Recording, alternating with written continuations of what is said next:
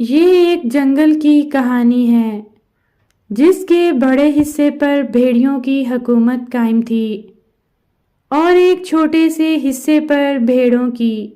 بھیڑوں اور بھیڑیوں کی ہر وقت کسی نہ کسی بات پر لڑائی ہو جاتی۔ بھیڑیے خونخوار اور طاقتور تھے، لیکن بھیڑوں نے اپنی حفاظت کے لیے کتے پال رکھے تھے۔ جب بھیڑیے ان پر حملہ کرتے، کتے ان کا مقابلہ کرتے اور ان کو بھگا دیتے۔ کتوں کی وجہ سے بھیڑیں محفوظ تھیں۔ جب بھیڑوں اور بھیڑیوں کو آپس میں لڑتے لڑتے ایک مدت گزر گئی تو جنگل کے چند دوسرے بڑے جانوروں نے دونوں میں صلح کروا دی۔ طے پایا دونوں طرف سے ایسی ضمانت دی جائے کہ امن قائم رہے۔ بھیڑیوں نے تجویز پیش کی کہ وہ اپنے جان سے زیادہ عزیز بچے ضمانت کے طور پر بھیڑوں کے سپرد کریں گے اور بھیڑیں اپنے کتے ہمارے حوالے کر دیں۔ یہ بات بھیڑوں کو پسند آئی اور معاہدہ طے پا گیا۔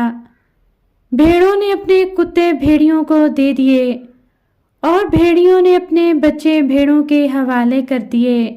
ابھی تو تھوڑی دیر ہی گزری تھی، بھیڑیوں کے بچوں نے اپنی ماؤں کو یاد کر کے رونا دھونا اور چیخنا چلانا شروع کر دیا۔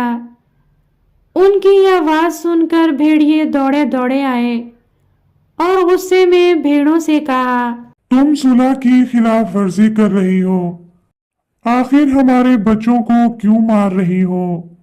بھیڑوں نے ایک زبان ہو کر کہا، نہیں جناب، ایسا نہیں ہے، یہ تو خود ہی چیخو پکار کر رہے ہیں، انہوں نے ہماری نیندیں حرام کر دی ہیں۔ بھیڑیوں نے چیخ کر جواب دیا، یہ کیسے ہو سکتا ہے؟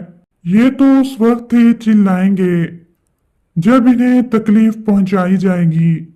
یہ کہہ کر انہوں نے فوراً معاہدہ توڑ دیا اور مل کر بھیڑوں پر حملہ کر دیا۔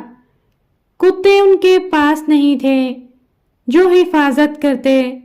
ذرا سی دیر میں بھیڑیے ساری بھیڑوں کو مار کر کھا گئے۔